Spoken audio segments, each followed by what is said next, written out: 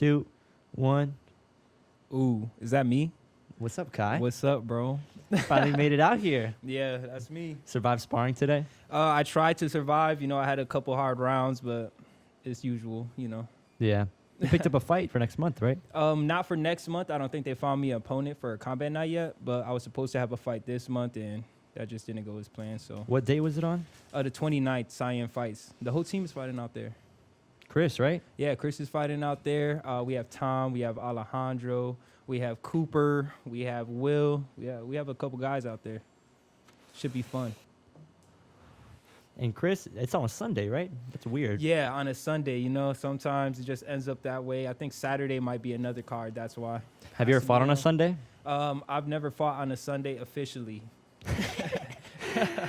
Okay. So I'm not sure. I feel like any day of the week doesn't really matter. Mhm. It's still the same thing. Yeah, It's don't just make. like, Chris yeah, said, it's just Chris said another he day. didn't even know who his opponent was, and I was like, it doesn't even matter who it is. I think he does now. Oh, His yeah. name is like Abdul Malik Muhammad, 4-1. Oh, damn. So that should be a fun time. Yeah, Fun I'm time. excited to see how he does. Yeah. You know what I'm saying? The episode just Yeah, dropped. for sure. Yeah. He hasn't even fought in a minute, so it's gonna be good to see. Like, Yeah, just bring the mic oh, a I little got bit you. closer Yeah, towards yeah. you. I'm a little Yeah. bit quiet. You can hear it in the headphones. Yeah, but he hasn't fought in like a little minute, so like him picking up a fight now is gonna be interesting to see like his progress from the last fight. When's the last time he fought? Do you know? I'm not sure. I remember his last opponent was Harry Moore, as far as what I remember. And Harry Moore was supposed to be the top guy from the elite Muay Thai gym. So now Mhm. he's going to be fighting another guy. So I'm interested to see, especially at 4-1. I want to see where Chris is at. I think he should be able to handle this opponent. Is it pretty MMA? Easy. No, it's going to be a Muay Thai fight. Oh, okay. Mhm. So Muay Thai rules. Yeah, Muay Thai rules. I'm not a fan of Muay Thai rules. So what's the difference between Muay Thai rules and kickboxing rules for people that don't know? Muay Thai rules, you can use the clinch more often is what I would basically put it as. Because the Muay Thai style uses a lot of the clinch. Mhm. So they're using more clinch time. So you're in the clinch more of the time than kickboxing. Kickboxing fights don't allow clinch. I think it's like 1 step or 5 seconds you have Mhm. to make basically a decision on what you want to do.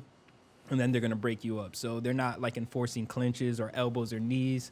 Like Muay Thai, you're going to be in there. You're going to be doing some work. With elbows. Not elbows in amateur, but in pros, yes, you will So get as soon as you elbowed. go pro, you can give somebody that yeah, work. I mean, yeah, if you're The fighting people's somebody, elbow. yeah, no, I don't know. The people's elbow might be a little bit too light for a Muay Thai fighter, for real. Muay No, Thai fighters it can gets throw, intense. Yeah, bows. I think you know. a joke. I think you know my boy Artist here. Oh, Artisher is shifty. Yeah, Mhm. he's shifty for sure. Yeah, that's Yeah, He's been my friend since we were in like 5th grade. he's I've known him nice. for so long. He's nice. Yeah. He's nice. He He's was out of always Florida scrappy. Muay Thai. Yeah. He still got that though. Yeah, no, he Yeah. definitely built upon that, and he's built something that's really special to watch. Yeah. Yeah. He's traditional Muay Thai. I would say the most out of the fighters that I've actually sparred, like in the gym. He's like Mhm. very traditional Muay Thai. It's super clean, super fast. Like, you got to watch out for him. You're on high alert like the whole sparring round. Mhm. He's You gotta watch nice. that right leg. Yeah, all of the legs. That's dangerous. The hands too. You got to watch out for everything. Everything. Yeah.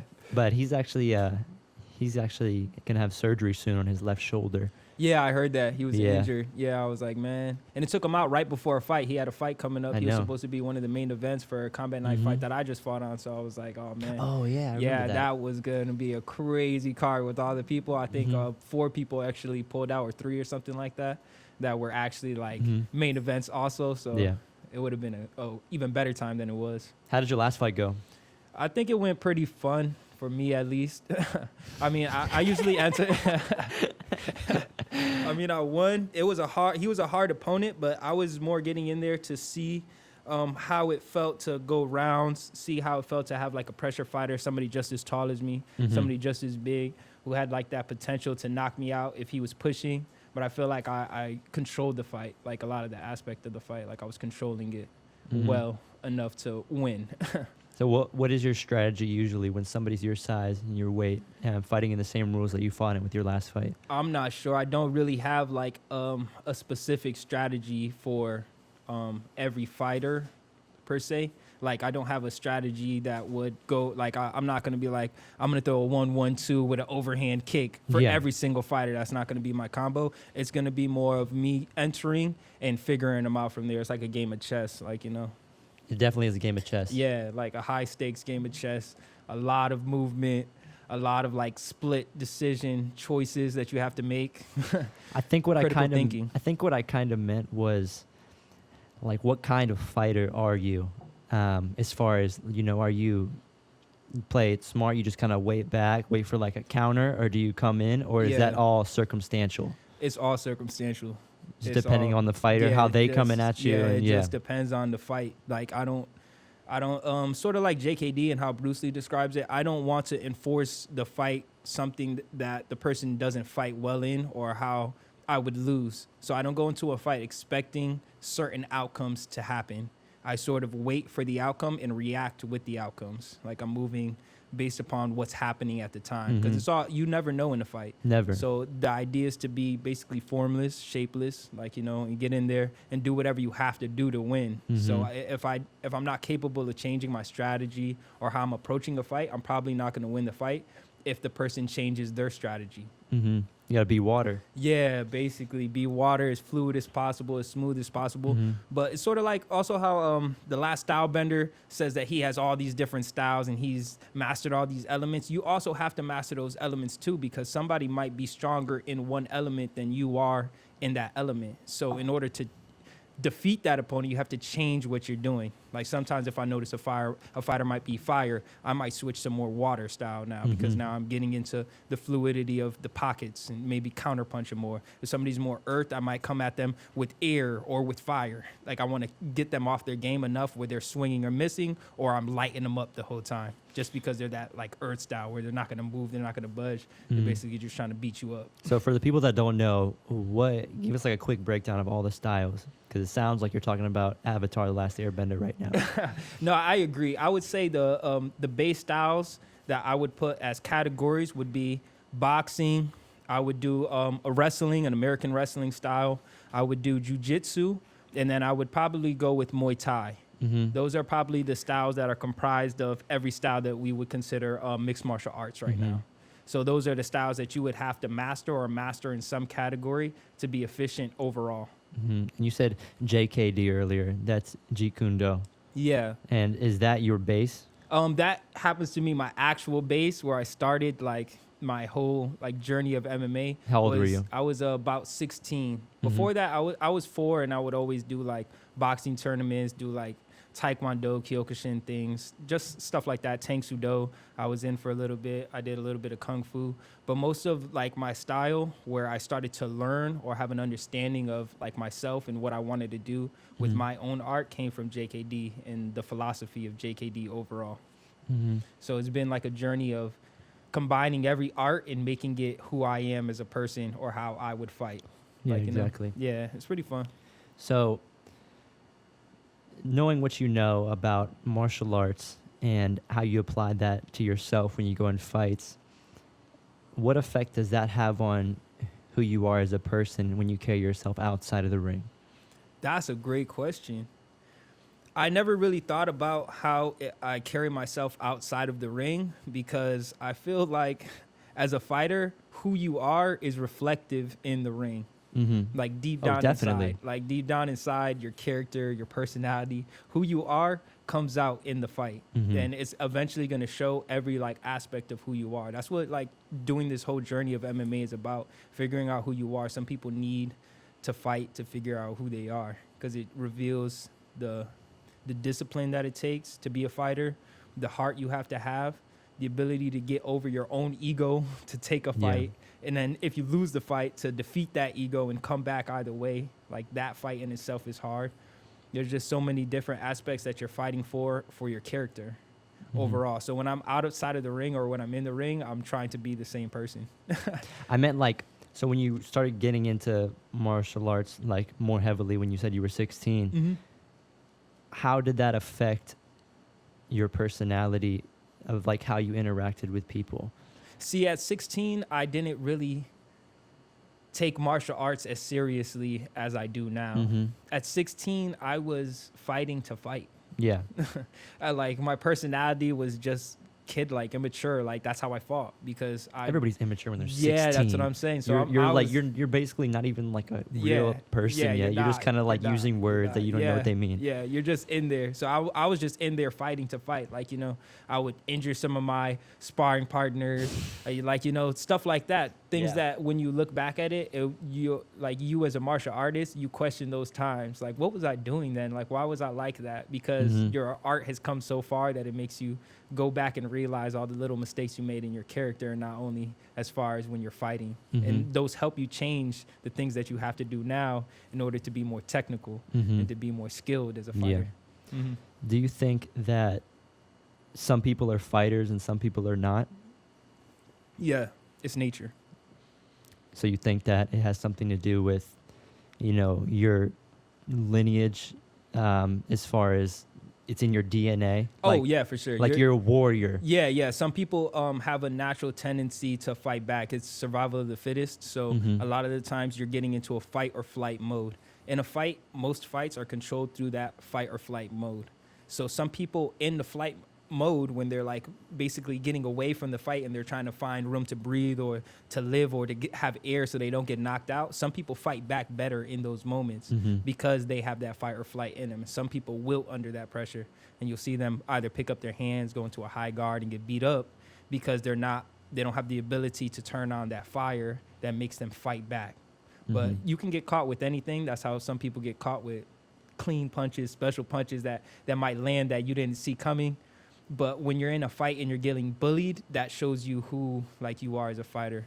I mean, have you ever seen the Robbie Lawler fight With Rory McDonald?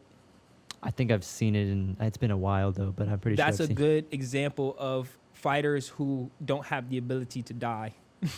They have a certain level, a certain level of fighter in them that all of their other personality traits. Like I would say, Rory McDonald is a really nice guy outside of fighting.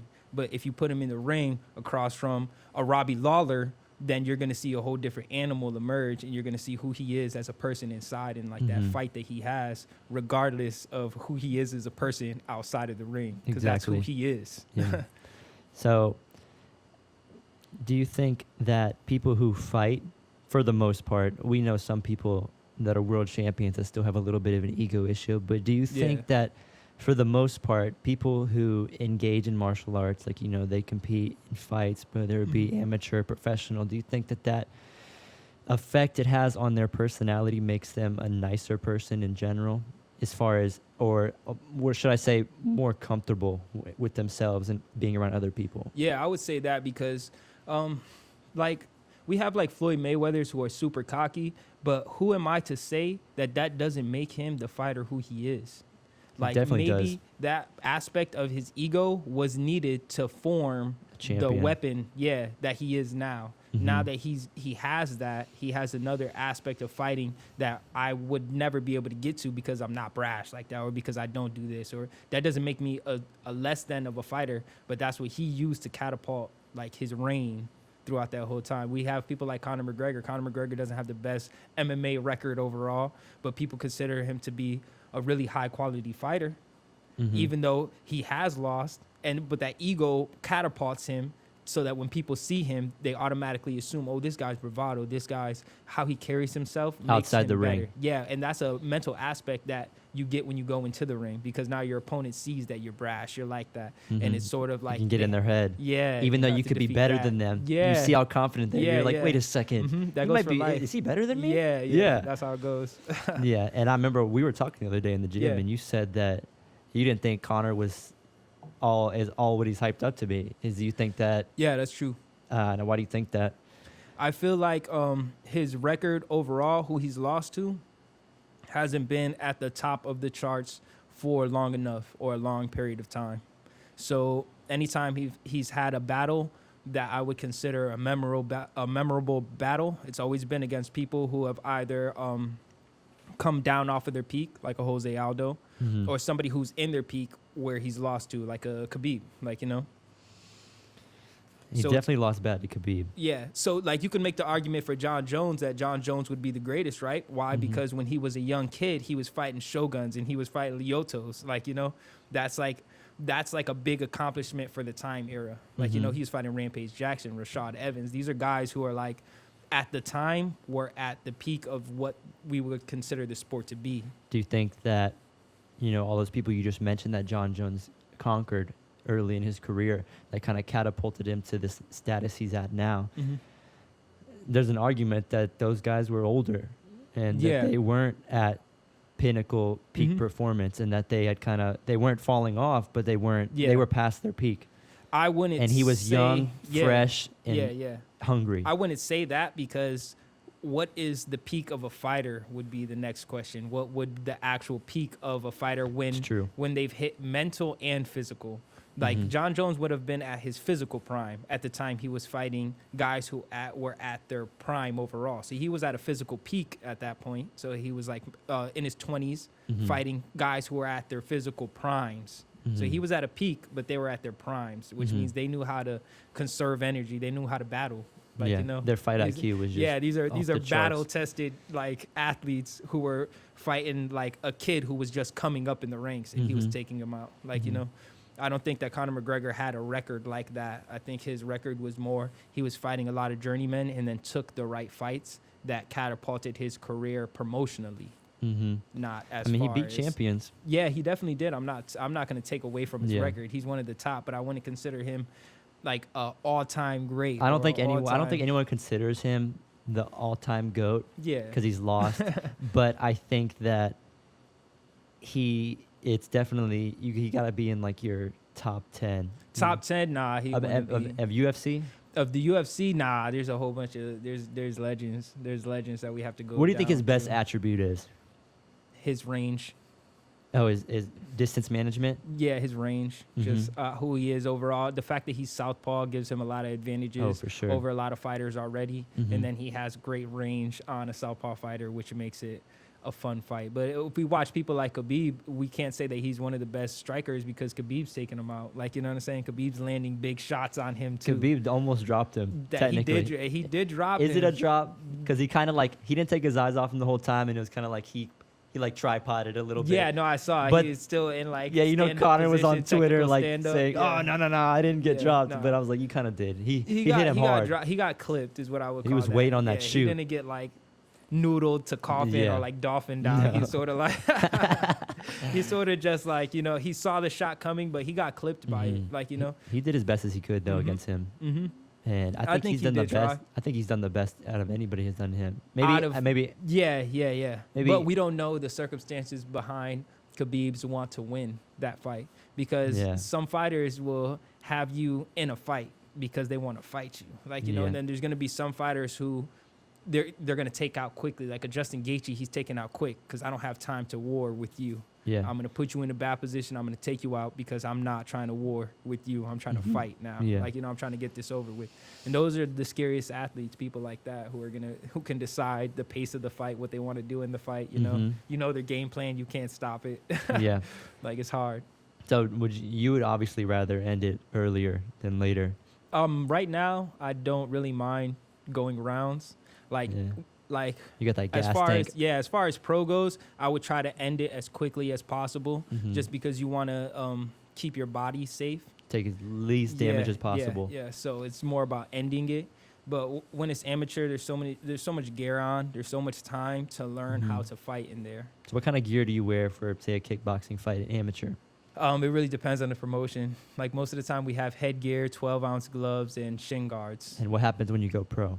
None of that. They take everything off. It's just the gloves are still 12? Yeah, I think they're 10 or maybe even 8, depending on the weight that you're fighting at.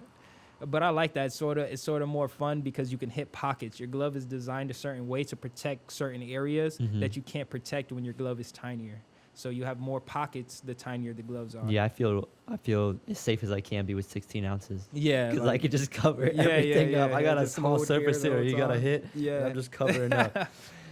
A lot of people run into that. That's like a safeguard for people's like mentality when they're fighting. But in reality, those pockets are where the fight is. Like, you know, the higher level you get as a technician of the sport, you start to learn those pockets and adapt to your punches and everything to those pockets. So those are important too. I don't like getting stuck in sparring with just 16 the whole time and then I Yeah. sort of like the fact that we don't have headgear or that we don't have shin guards, because it teaches us the reality of how it feels to get kicked or how it feels to get hit, or like not having something obscure my vision when I'm in the ring and I got to move and I got to figure out where I want to go from there. Like, you know, all those little things are what makes the fight like fun. Yeah, you Like, get know. hit with headgear on. It might spin around. You can't see out of one Yeah, I've eye. had that happen. I've had In a my real whole fight? headgear. Yeah, my whole headgear come up. I'm like, oh my God, here we go again.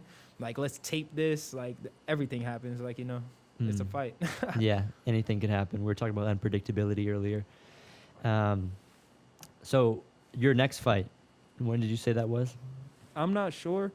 I might go January 30th with Combat Night. I've been trying to get onto the Combat Night promotion like full time, basically. Like start to lean over to them more. Just as a promotion overall, I like how they do business. I like how like we have pictures and posters we can keep, like, you know, things that start setting us up for the next level. Like, you know, that's what I'm prepared for, the next level. So I want to get close to the reality of that as possible. I think Combat Night puts their athletes in positions where you're fighting for a show that could be a pro card. Like, you know, this card looks pro. It looks professional. It does. So you have to be there already, like, you know, be ready to perform. It's a UFC of Florida. Yeah, basically we have like all the best athletes out here, all the best fighters on one card. I mean, the December card coming up should be crazy. The 19th? I think it's the 19th Or one. the 14th Is the 12th is another the one, 12th. I think. I'm pretty sure, The pro because it's a one week away. in Jacksonville, right? Yeah. Yeah, And Jeremiah. that one's going to be crazy. You going? I want to go so bad. I've been trying to get the tickets. The problem is the hotel room. So we're trying to get a hotel to figure out how we're all going to stay there and watch the fights. But I want to see that card. That's going to be a crazy card. Yeah. I think we have Val on there, Val the Animal, J-Mac. I think Anvar might be making an appearance. That would be crazy. Yeah, I watched some of J Mac's opponent's film. Yeah. You got this, dog. Yeah. that's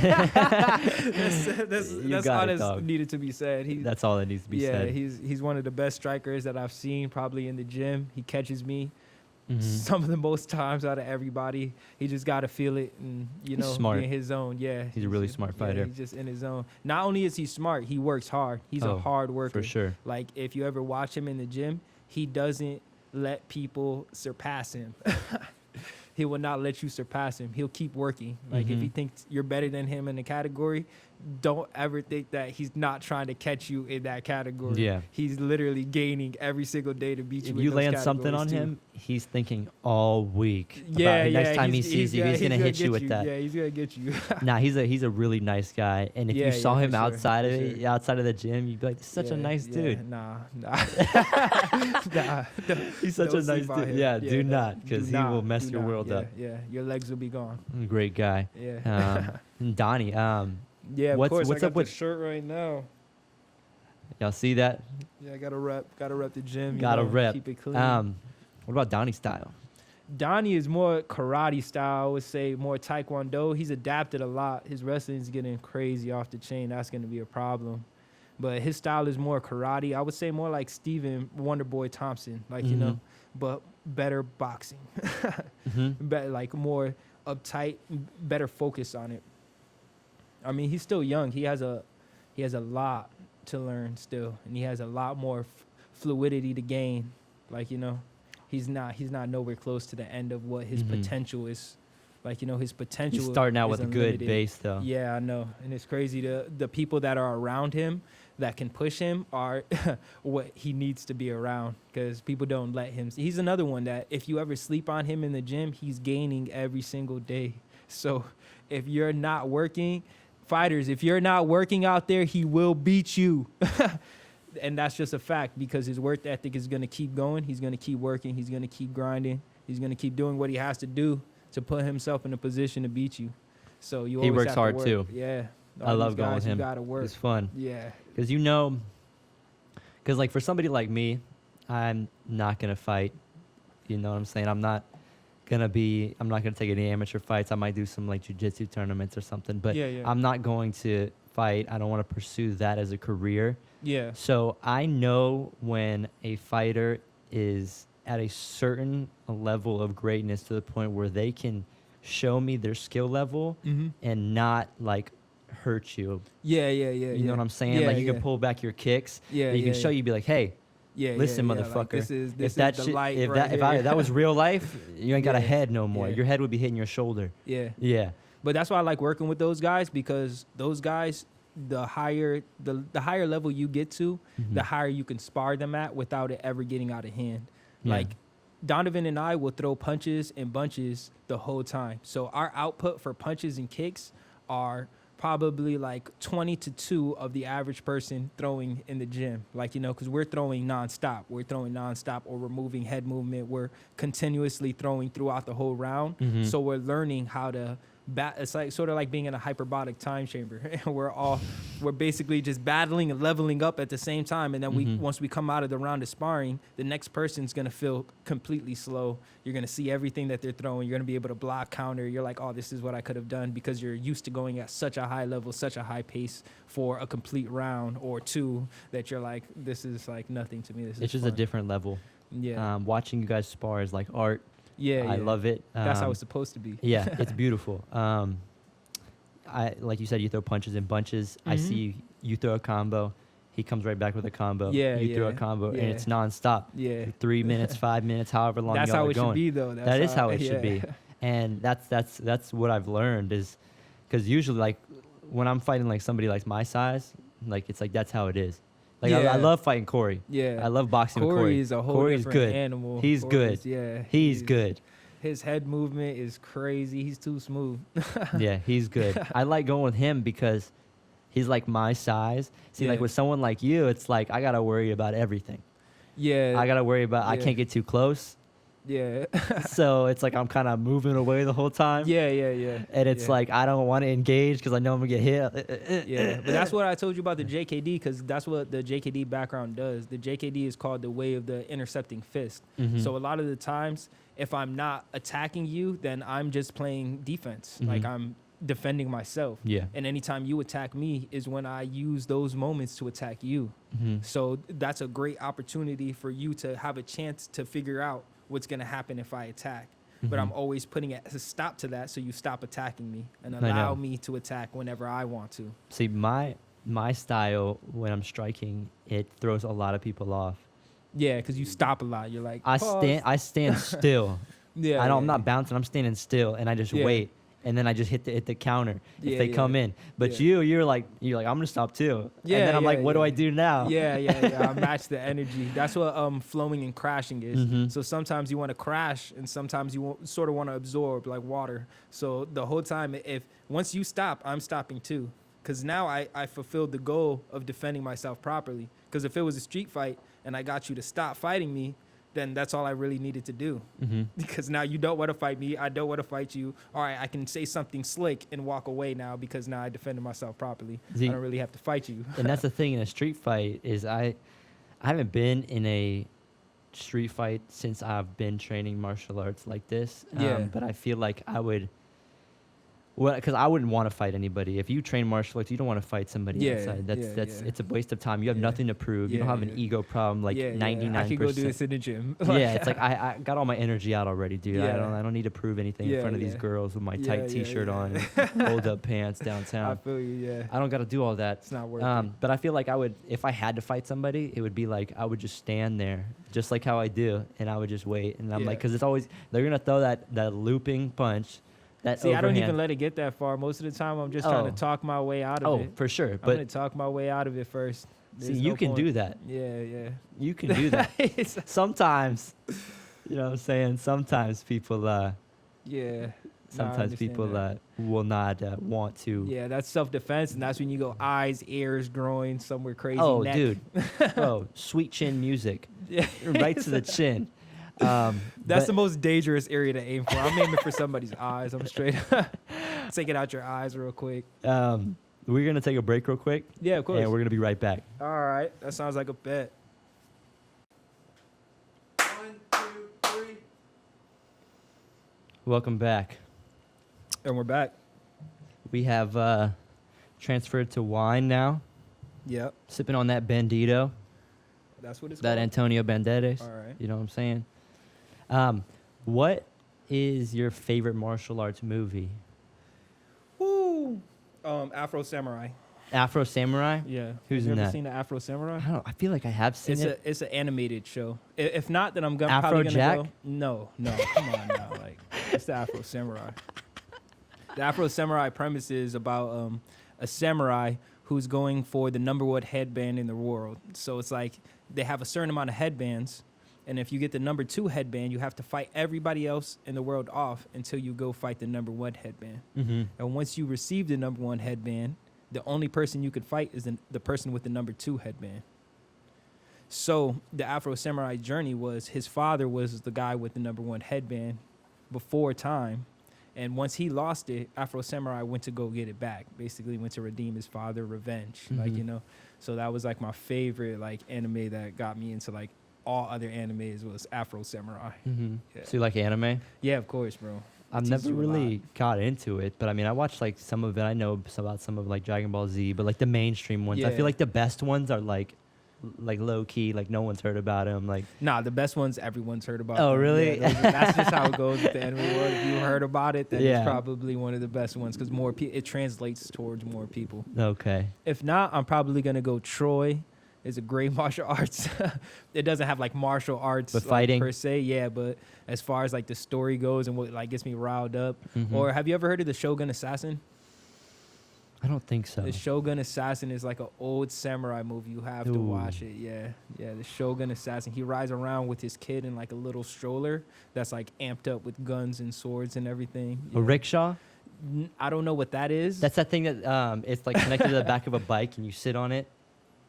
People like downtown, they'll pick you up and ride on Nah, it. he's more like just And- walking around as a samurai with his kid. And Like a wheelbarrow? Yeah, and there's assassins after him like the Ooh. whole time. So he's like the Shogun's assassin. Mhm. So he was the one that would chop off the heads of the Shogun, like that the Shogun would want. Mhm. So if somebody was going to die, then the Shogun's assassin would come and chop off their head, basically help them commit harikari, like, you know what I'm saying? Like, Yeah. yeah, so... Now that you know so much about martial arts and the philosophy behind it, the dynamics of movements, does it ruin the movies for you with fight scenes? Oh, yeah, I don't. That's why I switched over to anime. It's sort of, like, hard to watch because it doesn't look fluid. It looks choreographed. John Wick?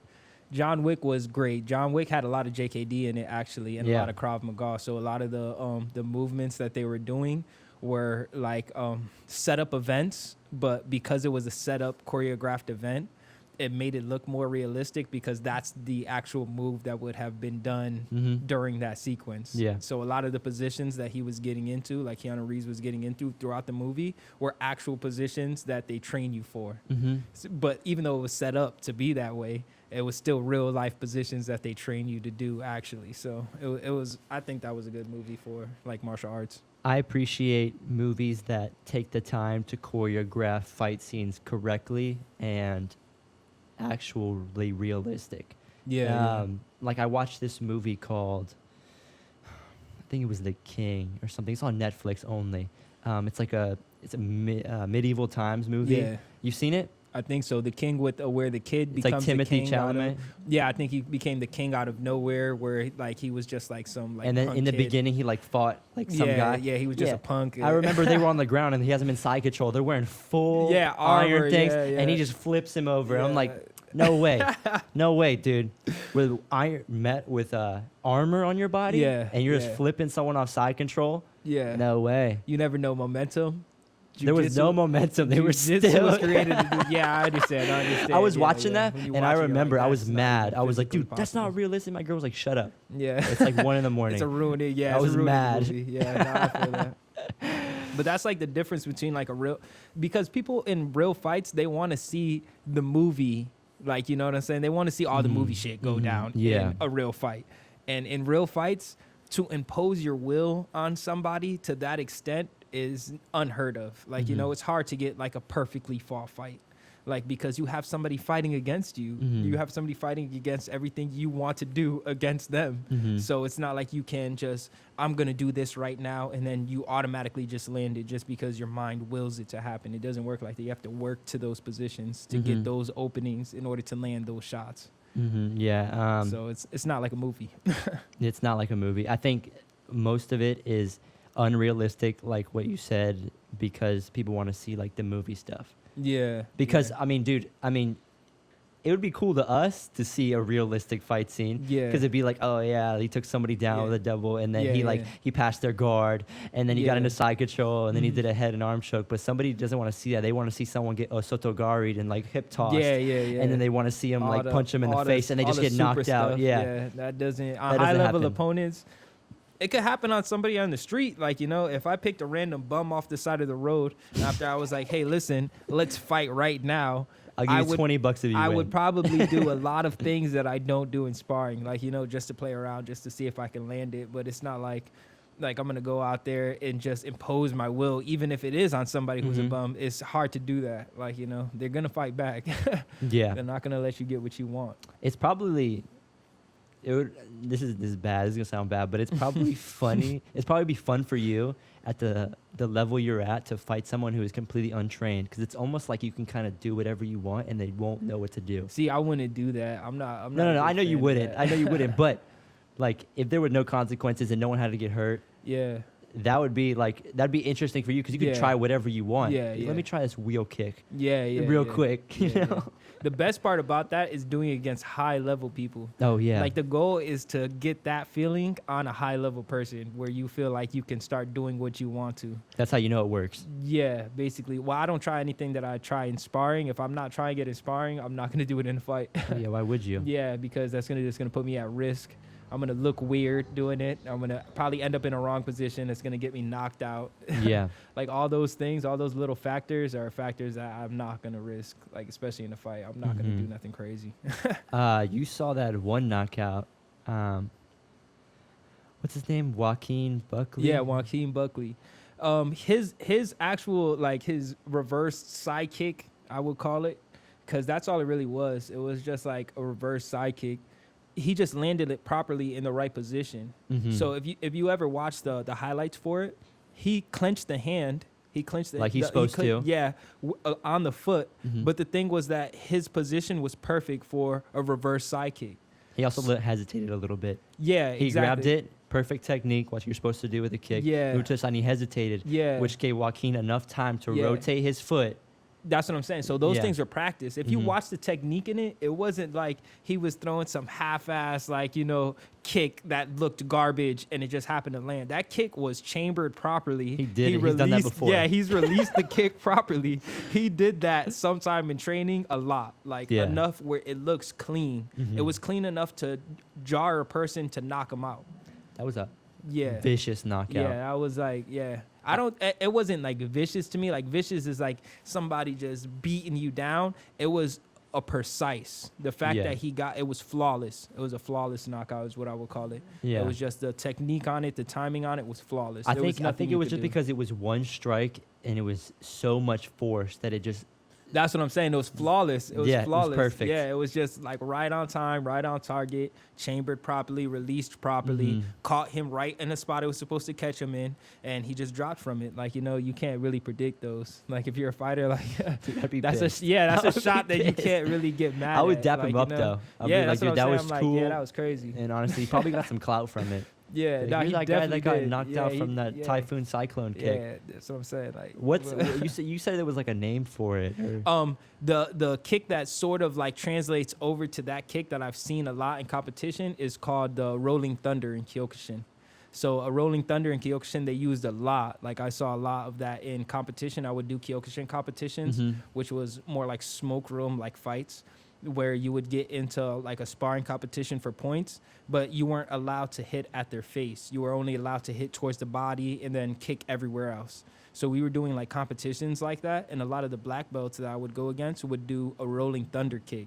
So they would just run at you basically and jump over the top and then release their back leg, whatever one it was, and come over the top of your shoulder or try to like side kick you sort of in the face. Like, you know, if you don't know what that is, look up a Rolling Thunder kick in Kyokushin. That's what that is right there.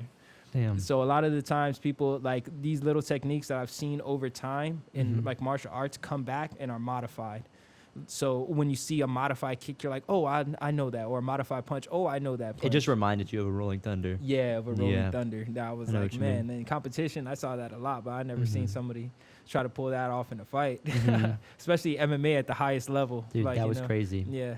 He got catapulted to stardom. No one knew who he was. Yeah, yeah. And now he has the, honestly, arguably I one of think the he was best. in Bellator before. I think he was too. Yeah, I think but I honestly think he has the best knockout in UFC history because of that. probably. I wouldn't say the best knockout, but I would Arguably. say, yeah, the cleanest knockout. I'm still going with Jorge Masvidal with the knee. Dude, I'm a big fan of Jorge Masvidal. I just like his swag. I like him love as a him. person. I love he's, him. He's a fighter for real. he's from Florida too. Yeah, he's a fighter, like for real. For like, so, like I like his knockout because it was a statement. It was a statement piece, and it was the time that it took was the statement. Like that he was able to get a wrestler to do what they naturally do. So he got the wrestler to flinch at something that he naturally flinches at, to want to go for the takedown, and he got kneed. That's the best knockout right there. Like the time that it took I him agree. to do that was from him chilling on the cage to, okay, let's go. Even in interviews ahead of time, he said that he wasn't sure when he was going to throw it. But to make that last decision, like, as soon as you enter the ring and they're telling you to fight, Mhm. and for you to be like, all right, well, because what if it didn't land? Then Ben would have known it was coming the whole time. Yeah. Like, from that point on in the fight, It would've doesn't been matter though. Yeah, doesn't that's matter, what I'm though. saying. Yeah, like, It doesn't matter. so it That's was the like a thing. statement piece. Like, you Yeah. know what I'm saying? From that point on, it didn't matter what happened in the fight Mhm. after that. He was out. He's cold. He's asleep. Like, there's nothing he could do. Yeah. There's no second chances to get that Mhm. back. And that's something for the rest of Ben Askren's life. He's going to have to think about that somebody could do that possibly again if he does take a fight. He Because won't. He that's won't. what people are going to be He thinking. won't take a fight. You shouldn't.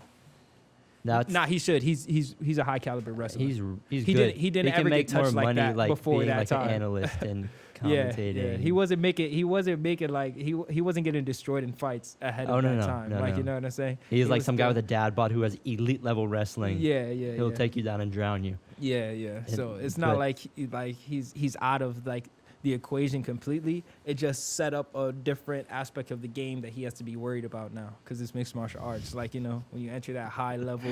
I would have PTSD if someone ran at me and I was Oh, him. me too. That's it. I'm never ducking again. I'm probably never shooting a double.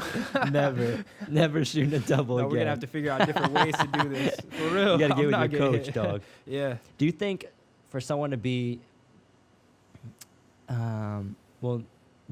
how important and when should someone get a head coach? I think as soon as you start, you should have a head coach. Because Start amateur or no, start your martial arts in general. Your martial arts journey isn't always towards fighting. Your martial arts journey begins with the want to defend yourself. Mhm. So you don't enter a martial arts gym wanting to fight. If you enter a martial arts gym wanting to fight, you're going to get beat up till you learn how to defend yourself properly. Mhm. Once you learn how to defend yourself properly, then you can begin applying what you know onto other people, because now you could defend them, but you can also attack. So you have to see what they know Mhm. defensively to keep you off of them, like, you know. Yeah. So now you're attacking them, and then that's when the science and the technique and your love starts to show as far as what you want to do with your martial arts. But if you're entering to come to fight, then nah, because a head coach is going to tell you that's why you need one from the beginning, because a head coach will tell you that you're not prepared because you aren't mentally, because Mhm. your first want and your first love of martial arts is always going to be self-defense, because that's what the art is. It's the art of self-defense. It's not the art of beating somebody to a shit. Mhm, yeah. So do you think that everybody should train martial arts? Yeah, I think everybody training martial arts would teach the world a sense of selflessness and a sense of ego that you have to keep in check. Mm-hmm. Because I can go to the gym and I can have an old guy beat me up and teach me things in boxing or teach me things in jiu-jitsu, and I'm going to have to respect that person, because if this was real life, they would kill me Mm-hmm. in reality. So let me learn what this person has to say. Maybe they have a different aspect of life that they're coming from, that they're teaching me in, that I need to know in order to defend myself properly. Because all the self-defense isn't just about defending yourself as far as physically goes. Mm-hmm. Self-defense could be how you carry yourself, how you interact with people is Mhm. a form of self-defense. If I want to stop a fight, I might not instantly go towards beating somebody up.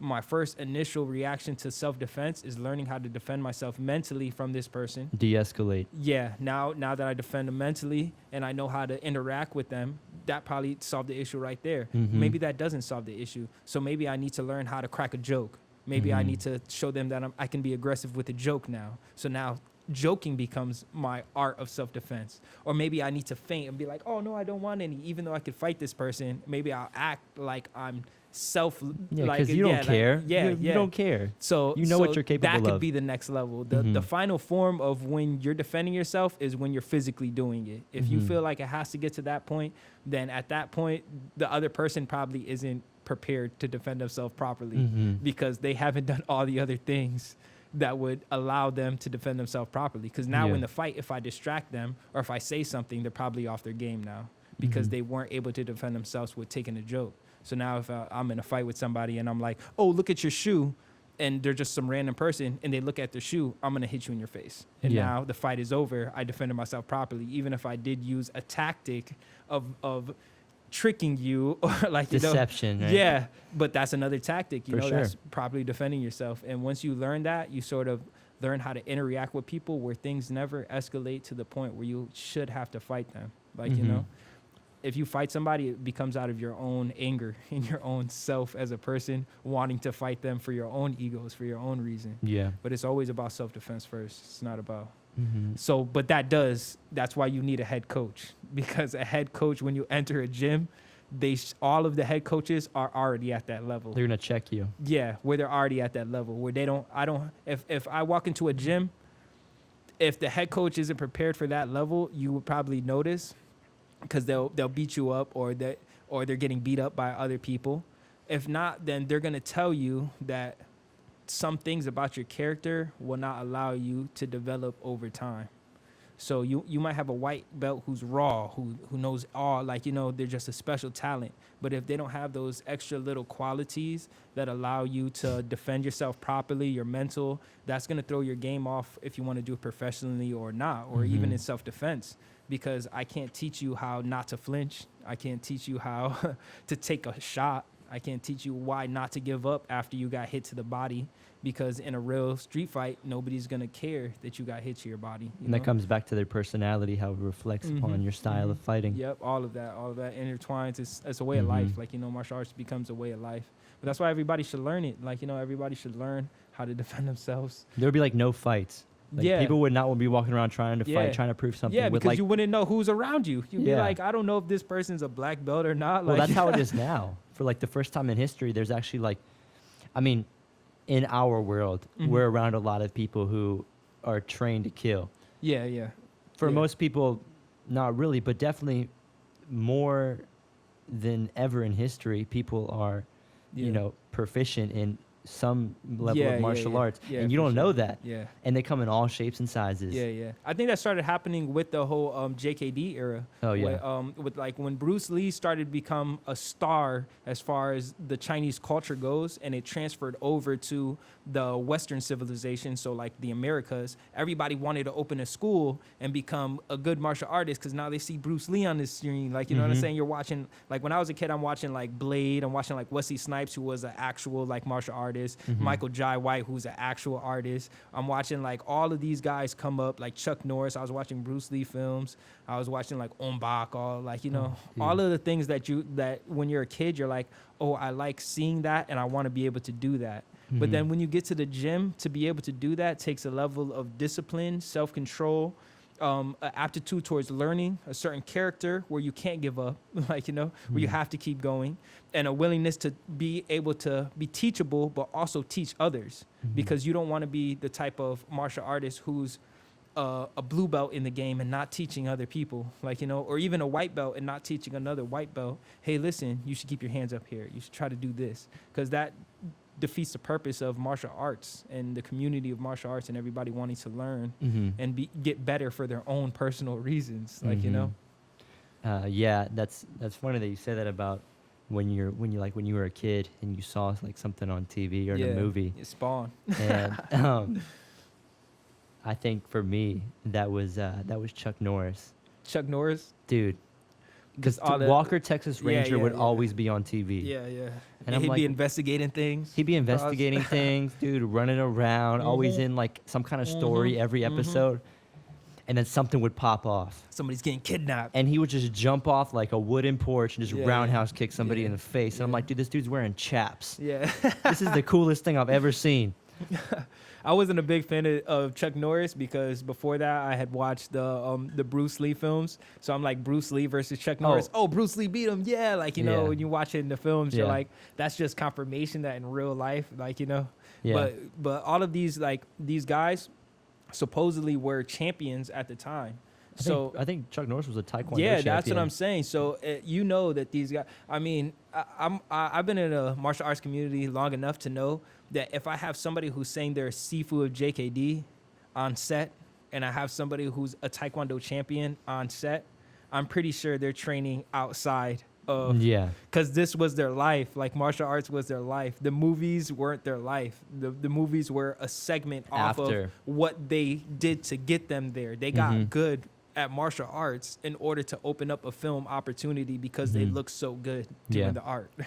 So, like, I like to say that Bruce Lee was like a chump or couldn't handle himself would be absurd. That's I think that's funny that people think that. I think we were talking about this before about how people think that just because someone's an actor in a movie, Yeah, that you Like- can't catch the hands from them. dude. no. Jason Statham, I guarantee you, half of these guys in the gym, they go fight Jason Statham. I guarantee you, he would probably give you some hands. Even For even sure. we did the Steven Seagal with the Aikido. Yeah. If we drop you into Aikido rule tournament and you have to fight Steven Seagal in Aikido rules, Mhm.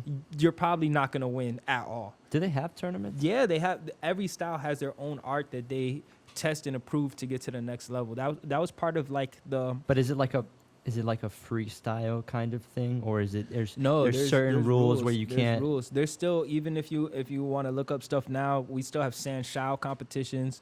We have Wing Chun competitions. Mhm. So people go into Wing Chun fights Yeah. like purely just, I'm going to use Wing Chun to defeat this person who is also Wing Chun. So it's like all of these arts came from something that was real. These weren't like tactics made up by people. Wasn't Aikido developed or first used to defend with swords or something? See, that's what I heard. It was more of the way of Bushido. So Okay. Aikido was basically a hand-to-hand combat for the Bushido of the time, the people who were samurai. Mhm. So they would actually do Aikido because Aikido was a form of, if you had your sword, I can deflect those movements and rotate you out or flip you, like, you know. So when it comes in close beyond the blade of a sword coming across you. Dude, yeah, I mean, a sword. Imagine Imagine you don't have a sword and someone's swinging that thing Yeah. at you. I mean, if I never knew how to sword fight and I went to a land where an Aikido master was and they were like, listen, this is how we sword fight, I'm learning from him. I Mhm. don't care what nobody else anywhere else has to say because these guys are sword fighting. So Mhm. Disclaimer: if learn. somebody comes at you with a sword, You you shoot run away. Yeah, you shoot them if you got a gun. you shoot them. But I'm not messing around, dog. This ain't the 1500s. Yeah, I'm not gonna nah, we sword ain't fight messing you around. too. Yeah, no. I'm running away. You're gonna have to hawk me down. No, Yeah, I'm shooting you. Right in your leg. that's scary, dude. A sword? Yeah, nah. And Mm-mm. I thank God we're not in that era anymore. I thank God that we're in the era for MMA, like our era Where we is can do it kind of for so, fun. like advanced. Yeah. Yeah. That even now the rules are more catered towards performance and they're not catered towards just Pain. obliterating somebody hurting because someone. we have to eliminate their village. Like now they On horseback. yeah, right? that's what I'm saying. Like Pulling now, up. now it's like, all right, we can get paid to fight. Like imagine telling a gladiator that we got paid this much. And having like a now. referee Yeah, who's there to yeah. protect you. Yeah, keep you alive and not some Caesar who's choosing if you live or die. Like, you know what I'm saying? So Dude, I guess in ancient Rome, like in the Colosseum, they would not only fight each other, but they would fight like animals. oh yeah.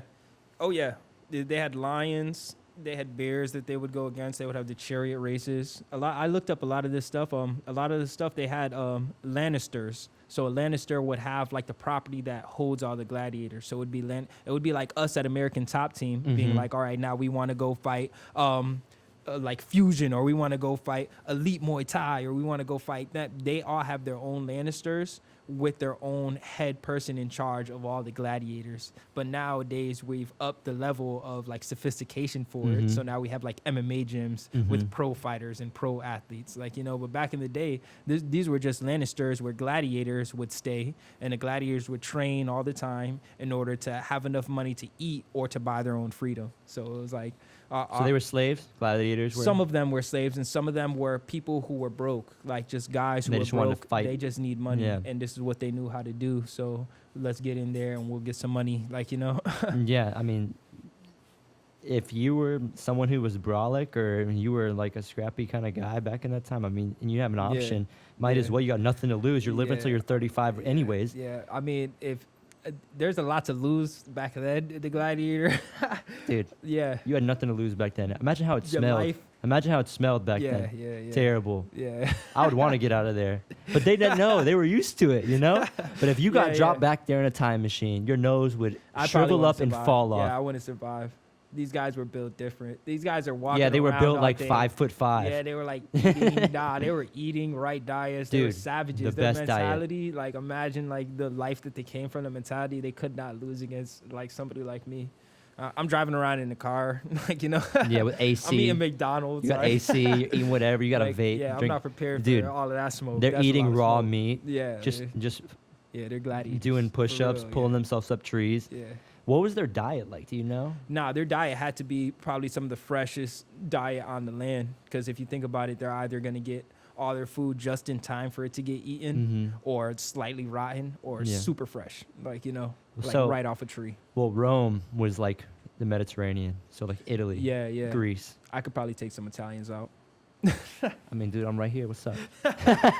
Nah, they were Nah, definitely they nah. were definitely short and hairy, but they Yeah, were yeah. thick, Yeah. and they were really tough, like you said. Just a lifetime Yeah. of adversity, Yeah. just different I would be kinds afraid of of people. fighting the Muay Thai people. Like, you know what I'm saying? Anybody from Thai that, like, you know what I'm saying, from Thailand that was fighting, that was considered like a Muay Thai person, I would be afraid to Back fight then them. or now? Back then, even now, because these people are struggling. Like, you know, their want to fight is going to be deeper than your want to. Those struggles carry you through a fight. Yeah. Like, you know, like the fact that they're up and they don't have a place to stay. They're probably sleeping on the floor. Like, you know what I'm saying? They're doing other things, and this is their only substitute. They're That's getting great. in there, yeah. And I got to fight every single day, like, you know, to make enough. Yeah. Like, I hear stories about, like, John Wayne Parr is a good story like that. Like somebody who I look up to, that his story is amazing to me, because he's getting dropped off in Thailand and he's surviving. And he's just surviving. He's taking as many fights as he can in order to survive. And that's the story of somebody who's a fighter intrinsically. Somebody who, in them, they didn't do anything else. Like, you know, I can't imagine myself doing anything else, so I'm going to take this time and I'm going to fight. And then he built his way to the top of who he is now. Like, you know, and that's somebody who's a fighter. Like, you know. I want to go to Thailand. It'd be cool to train there for like a week or two. Yeah, I think the same thing. Have you seen the Tiger Muay Thai tryouts?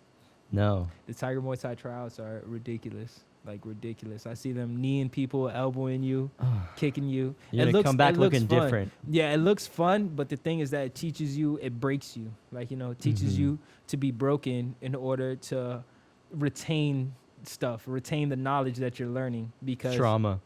Yeah, Your yeah. PTSD. You Yeah, you got yeah, it on the- no, but those knees and all those little things that you're catching teach you, like, you know, because then you're learning how to take a shot. You're learning how to absorb it and still be able to fight. You're learning composure, control. You're learning all those little things that if somebody in the gym isn't willing to push you that hard, that level you'll never attain to, because you've never been under the pressure of it. Like, you know, you can't create a diamond in a certain pressure. You have to drop that piece of coal into the right amount of pressure over the right amount of time to make that diamond. If you never get to the point where I can make that diamond, then you'll never reach that. You'll just be another piece of coal. So Yeah. you sort of need that pressure in order to form who you're going to be. Like, you know. So that's interesting, and I think that's important. I think if you really want to get good and you really want to take it serious, you have to be put in high pressure situations, Yeah, because it yeah. will force you to adapt. Yeah, or not. Yeah, you'll either sink or swim. Yeah, That's my preference when learning something, especially something challenging. Just throw me in the deep end, yeah, because yeah. I feel like pressure makes diamonds, like you said, the right type of for pressure sure. though. Yeah. But yeah. when I'm under pressure, I feel like I perform better because I know I have to. Especially Yeah. with martial arts, Yeah. you have no choice Mm-hmm. because the consequences, Are so high, they're drastic. Like, the compared consequences to, are what the majority of people today do not understand. Yeah. And that's objective reality. Yeah. That's getting punched in the mouth. Yeah. That's getting kicked. It's not only that, it's the loss itself in general. Yeah. Like, when I look at a fight, like, honestly, like, I'll sleep at night. I'm like, all right, I have this fight coming up. You're getting into a ring with just your skivvies on, no shirt, no shoes, Yeah. gloves. Everybody's seeing you in the center of this ring. All lights on you. You don't have a team at the point that you enter the ring. You have a team all the way up to the point that you enter the ring. Then once you're in there, you have 3-5 minutes, whatever you have, to do whatever you're going to do. Survive that round, come back out, then you get to see your team again Yeah. for a minute They're on the other side of the cage. in order to go back and do it Mhm. again. Now, if you lose that, that's a blow to your ego. That's like Yeah. a super blow to your ego. You're like, man, I trained all this time. What didn't I do? What did I do? You think about all those little moments that determined if you won the fight. Did I get up and run? Could I have run more? Could I have done more sprints? Could I have done more push-ups? Should I have practiced more of this shot? Because now I can't land this shot. Should I have done more of this? Like, all those little things are blows to your ego that you as a fighter, like, you can't explain to somebody who doesn't fight. Mhm. Like, and then there's so much pressure to win every single fight. And it's the hardest sport because it's not like basketball. I can lose a game, win a game. Like, it's not like I can play it safe and become a wild card in NFL and then still get to the Super Bowl. It's more like every single fight determines your ability for the next fight. Because all of those things play on your ego, play on your personality. Then you have to step into the ring with those same burdens from the last fight. And you either have to shuck those off and get to it again, or you're going to live with them. Mhm. And there's a fine line between living with them enough to catapult you to the next level and letting those moments like overtake you. And then you're losing from that Mhm. point on. I think so it's the hard. truest test of someone's athleticism Yeah. is fighting Yeah. because you're using everything. Yeah. You're using Everything, everything, yeah, everything yeah. in your body, Yeah. everything in your brain, Yeah, all your at once, will, yeah. fast paced. IQ, yeah, Everything. It's so hard, bro. It's so Yeah. hard to find those lines. And it's interesting when you talk to other fighters too, because every fighter is going through their own story, their own journey. Yeah, their own journey. Yeah, of where they're at as far as what they know, what they want to accomplish in a fight, like their aspect and looking and what they're leaning towards, like how Mhm. their heart is, like the heart of the fighter. Mm. Like, Do you it's hard. think law enforcement should be certified in martial arts? Of course, if you're not, then You think it should be mandatory across yeah, the of United course, States? of course, yeah. If you're not, that's a must, because law enforcement, the greatest thing that I tell people is fighting is me. I have a time, I'm gonna accept the fight on this date on this time, and I know it's coming, so I get to train and prepare for that specific time, for that specific hour, for that specific minute. And now I'm getting into the ring. The ref even asks you before you get into the ring, are you ready to fight? Like, you know what I'm saying? You're like, yeah, I've been ready. Yeah. You gotta take a dump. And yeah, exactly. So scary. And police, that's what I'm saying. But imagine that as a police officer Every day. where you don't have an opportunity to know when, where, how. You have to be prepared at all times. You could be chilling on your break and something can happen just because you're in your uniform. Mhm. Like, you never know. So I feel like officers should have to train because it teaches you a level of composure that you have to live with all your life. If you're Mhm. not composed in these moments, you're probably going to make a bad decision because you're not composed. I mean, I see people sparring or like white belts. A big thing with white belts, like when you hit the jiu-jitsu mats, is that when they get entrapped in a situation, they get frantic and they want to get out any way they can. They're not thinking about technique or they're not trying to use technique. They're just frantic. They would be like You white panic. belts on the streets. Yeah. So now imagine giving a white belt a gun or a taser while they don't know what they're doing and they're in frantic mode. That's obviously going to end up in a bad situation because they don't know how to compose themselves enough to see, all right, well, this person's reaching for this. All right, this person's getting this. All right, maybe I should adapt to this. Maybe I should move them this way. Maybe I could de-escalate this way. There's so many different little things that are intrinsically valuable to what they have to do to accomplish the goal of keeping everyone safe, that they Mhm. have to learn martial arts. If they don't know martial arts, then you're probably not safe to be out there. Yeah. Because I know a lot of people who are criminals who can throw hands better than cops, like, you Yeah. know, and that's a scary thing. Yeah. I think the idea of defund the police is a bad idea because you need funds to be able to provide that kind of training. Yeah, I feel like we should fund them more. That's what I'm saying. Funding them more will give the opportunity for them to learn how to do what they need to do. Mhm. I don't expect every officer to handle pressure situations well, and you can never simulate. There's human error.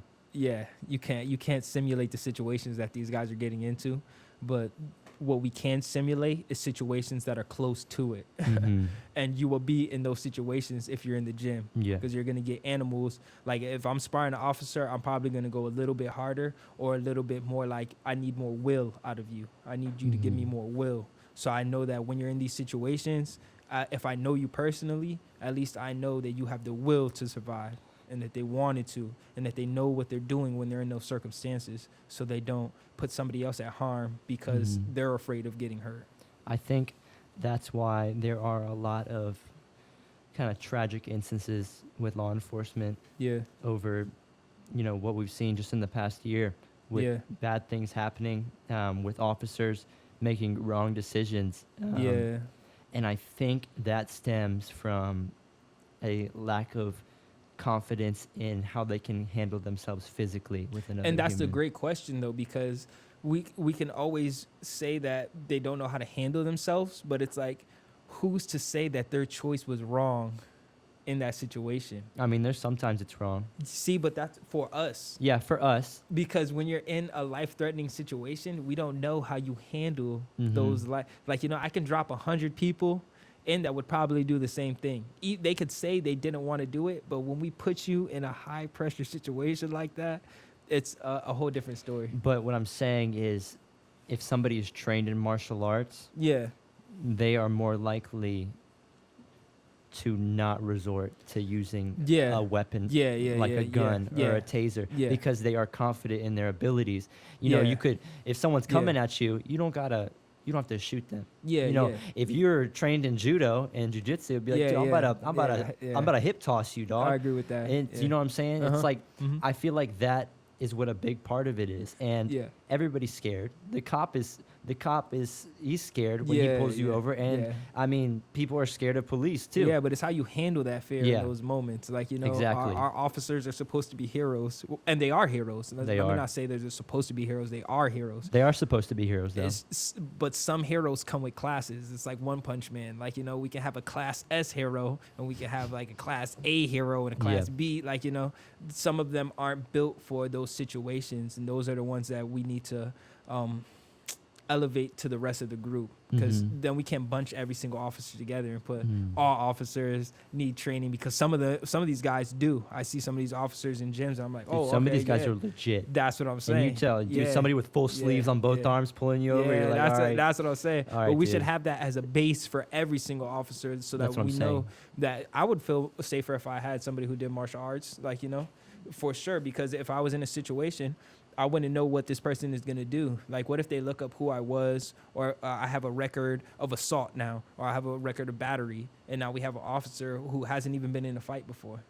And now Mhm. they're coming to arrest a person who has assault and battery. Exactly. So now it's like, And if you're untrained, you're like, oh my God, I'm scared. so now Yeah. your automatic is, I'm going to get a weapon because Mhm. I'm probably not going to be able to fight this person. Yeah. So that's your first opt. Like, you know what I'm saying? Where if you handle yourself, you're like, all right, this person has a record of assault, battery. Maybe he is more of a person to fight me. So I have to be more on guard with my jiu-jitsu so I can grab him as quick as possible. Maybe I'll get my other backup too to let him know, all those little things, which they probably do already. But to prepare yourself for, I wouldn't be able, if I was an officer, I probably wouldn't be prepared for myself just to get into an all-out fight with myself.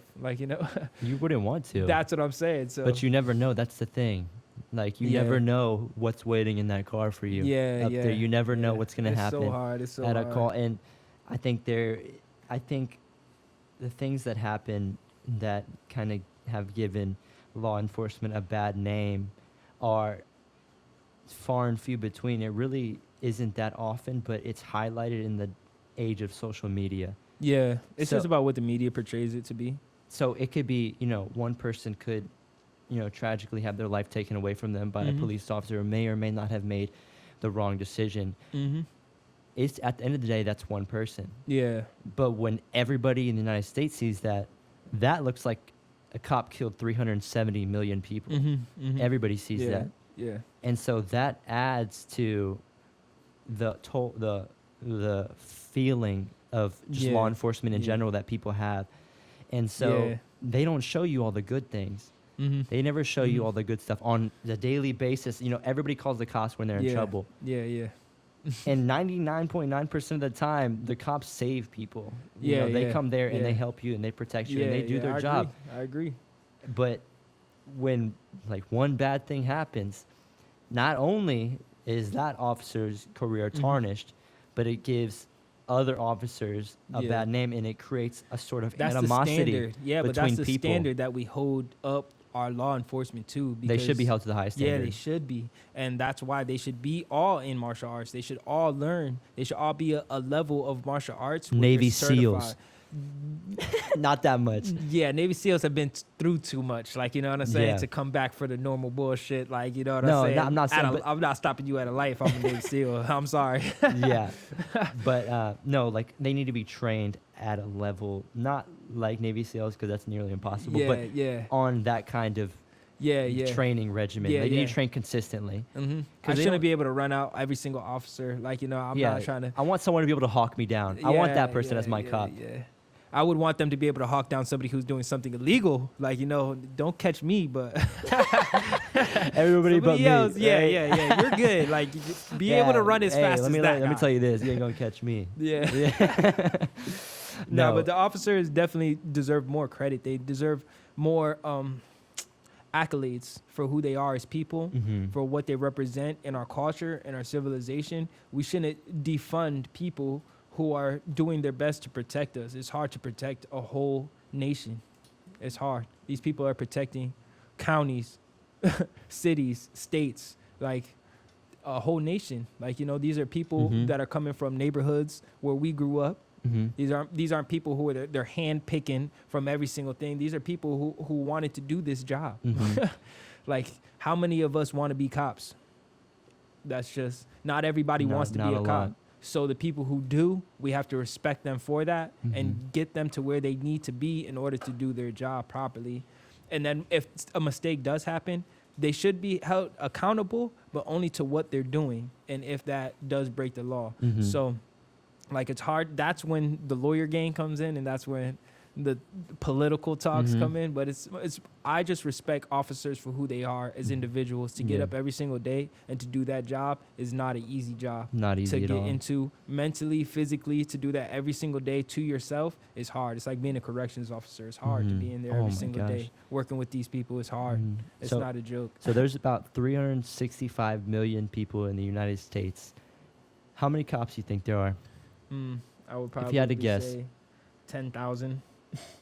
10,000 cops in the entire United States? Probably about 50,000, I would say.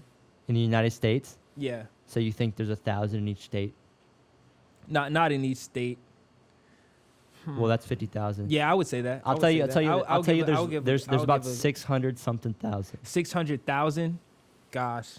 That's all. So law I'm enfor- gonna say out of 600,000, there's probably about 50,000 who actually know what they're doing on a consistent basis. I think out of that 600,000, there needs to be some kind of evaluation done, especially with the given climate of people's feeling towards law enforcement. That's what that I'm saying. Can eliminate a lot of because there's racist people everywhere. How many of but those there's- 600,000s do you think have a blue belt, at least?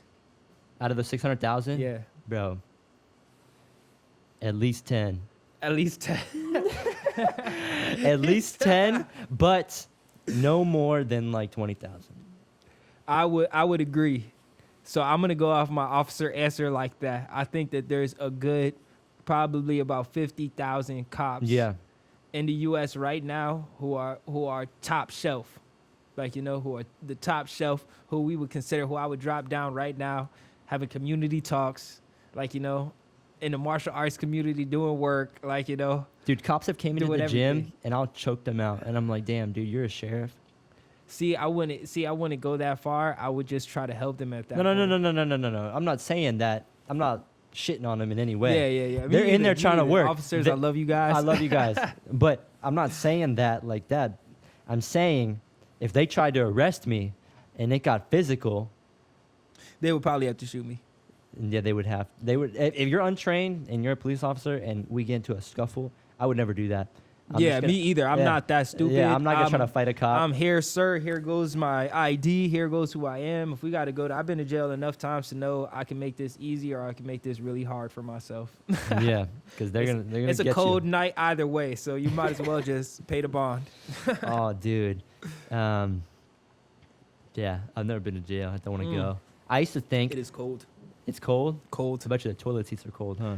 I don't know. I wasn't thinking about my ass. I was just like, yo, Really? I feel like that's what a lot of people It's think cold. about when they're going to jail. Is their ass and how safe it's nah. gonna be. Nah. I feel like my ass was all right in jail. Like, You're you know. straight. Listen, you're straight. That's You're what I'm tall saying, enough, like, and you yeah. can defend yourself. But a Yeah, couple there years would've been a ago, problem. I was thinking like, damn, dude, if I go to jail, people are gonna try to take me. When People you are go to gonna jail, try to what you take- got to worry about is yeah. making sure that you are warm. Making sure you get a big enough suit that you're warm, that you can put your hands in and just be warm and enjoy the lemon cookies for as long as you're there. Nah, but I was thinking because, bro, I'm only like 5'9". Yeah, I'm about 145. yeah. They're gonna try. Eyes. They're gonna try to take me. Eyes.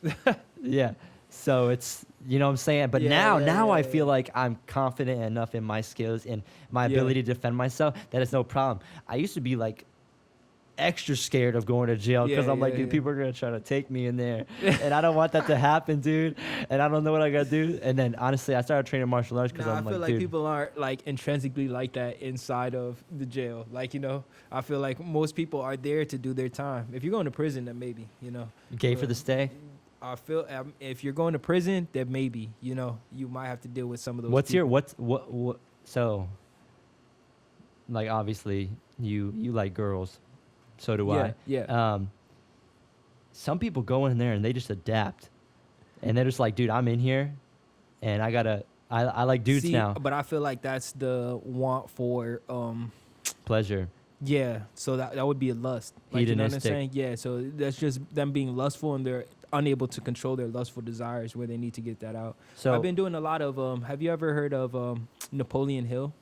Napoleon Hill. Napoleon Hill. Think Like a Man.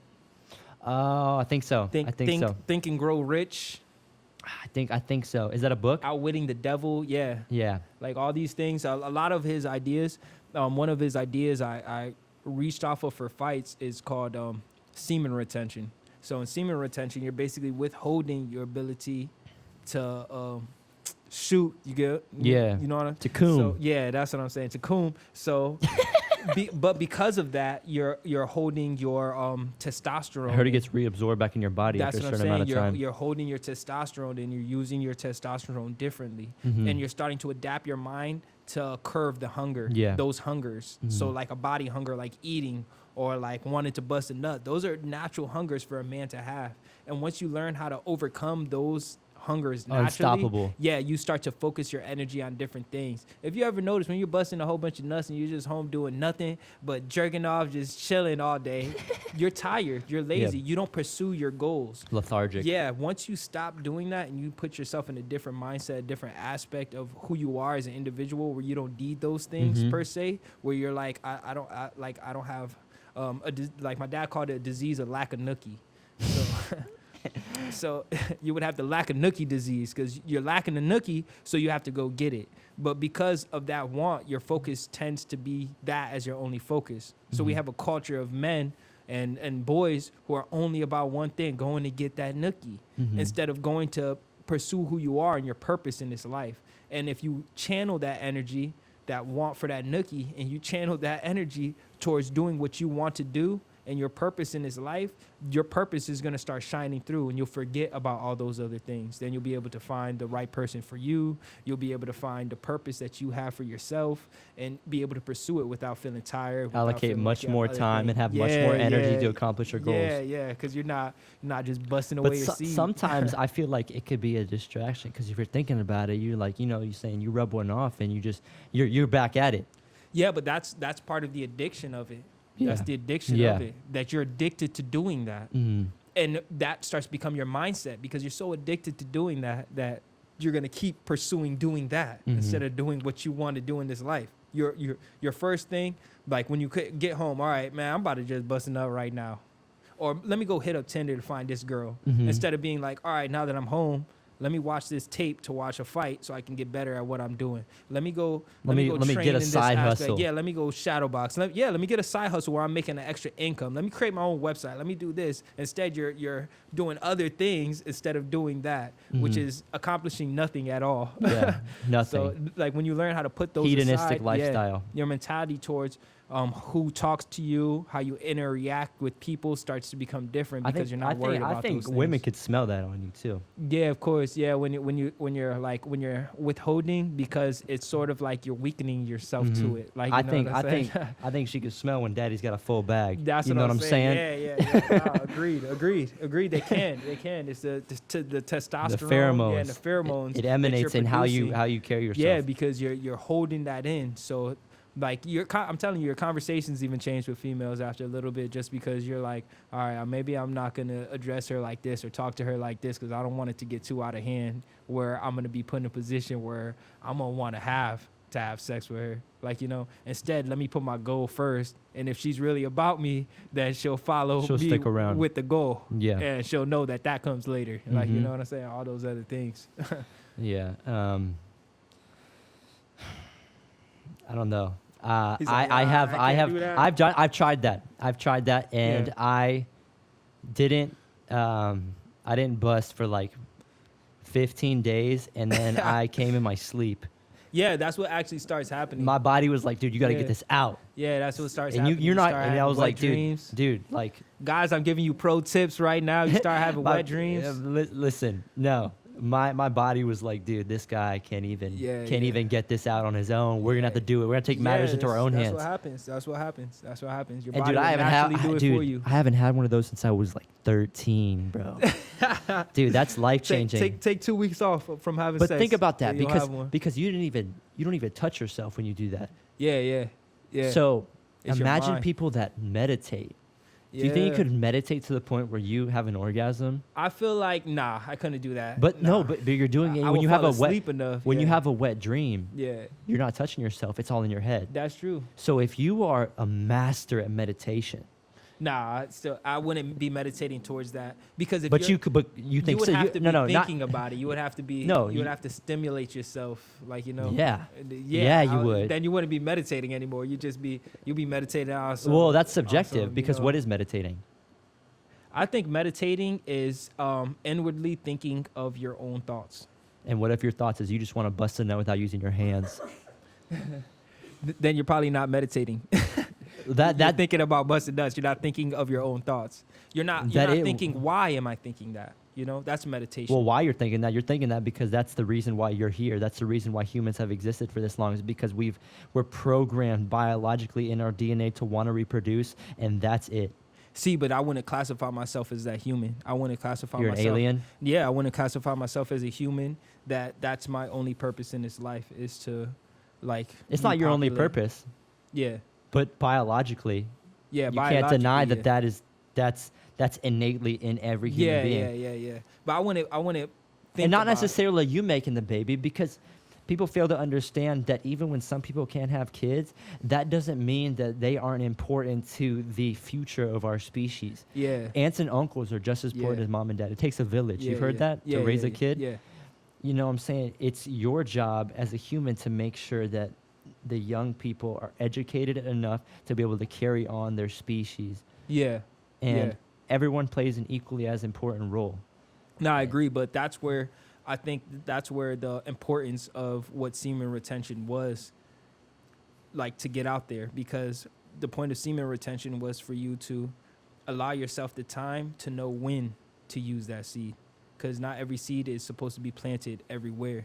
Your seed is supposed to have a time and a purpose, Mm-hmm. like, a plan for that seed. What is the plan for that seed? What am I planting this seed into? Soil. Yeah. So burying what it, type right? of what type Just of soil, burying it. what type of soil am I planting it Bro. into? Like, Yeah. the female would be the soil that you're planting your seed into. Mhm. Who am I implanting this seed into? What am I planning to do with this seed if I do implant it into this person? Like, because then our nature would be, we both have to nurture this thing now. Mhm. Like, because For now some we people. both planted the seed. Yeah. Like, you know what I'm saying? Now the seed for, is growing. for more honorable people. Yeah, exactly. You would want to stick around and But do that. that's what it helps you to learn, that Mhm. semen retention, because then you're not just going out there And- trying to impregnate everything. And you got to realize that this Jesus juice Yeah, that you yeah. carry around in the sack is so Yeah, important to the yeah. future of our species. It's Yeah. just not. It's not a commodity to be given out to just anybody. Yeah, exactly. And once you realize the value of Yeah, your yeah, yeah. your coom, yeah, you realize the value of when yourself. you realize the value of that poon and your coon, you can get things done. You can get things done. Damn. He's like, I don't know how to get off this poon topic.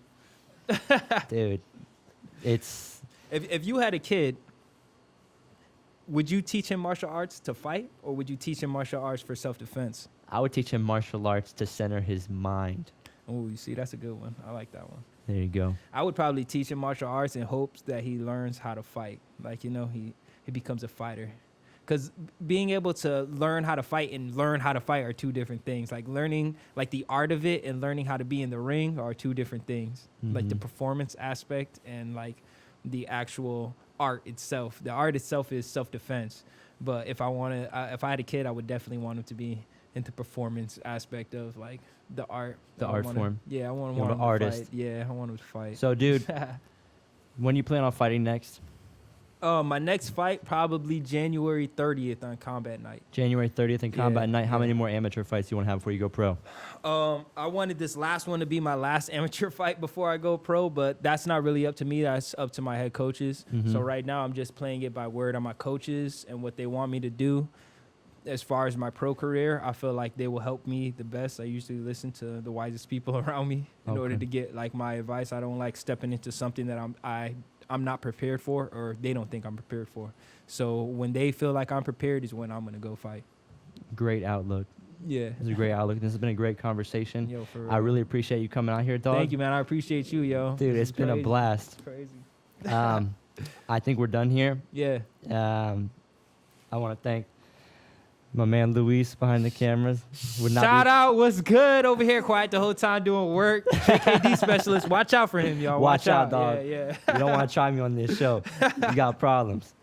Yeah. Oh, let me throw my Instagram handle in there. My Instagram is c.calaway, Chayil Calaway. They call me the Cobra. So if you want to get to know me, I'll be out here. We out.